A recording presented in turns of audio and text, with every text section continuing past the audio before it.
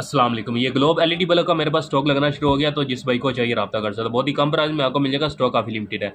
इसके अंदर मैंने चिप ड्राइवर यूज़ किया हुआ, बहुत ही बेस्ट क्वालिटी का इसके अंदर चिप ड्राइवर यूज़ हुआ है। और इसकी जो रोशनी है तो वो दूसरे बल्ब की निस्बत इसकी रोशनी ज़्यादा होगी। इसके अंदर आपको 6 एलईडी वाला और 3 एलईडी वाला दोनों बल्ब आपको मिल जाएंगे। तो अभी मैं आपको इसकी रोशनी भी चेक करवा देता हूँ। आगे पता है आपको 12 बल्ब का महीना शुरू होने वाला है, तो इसकी डिमांड इस महीने में बहुत ज़्यादा होती है। तो अभी आपको इसकी रोशनी चेक करवा देता हूँ। ये इसकी रोशनी है, ये 3 एलईडी वाला है, तो इसकी रोशनी दूसरे बल्ब की निस्बत बहुत ज़्यादा है। और इसके अंदर चिप ड्राइवर लगा हुआ है, और जो 6 एलईडी वाला बल्ब है इसकी रोशनी उससे भी ज़्यादा होगी। तो स्टॉक काफ़ी लिमिटेड है, 50 पीस का कार्टन है, तो जिस भाई को चाहिए रब्ता कर सकता है।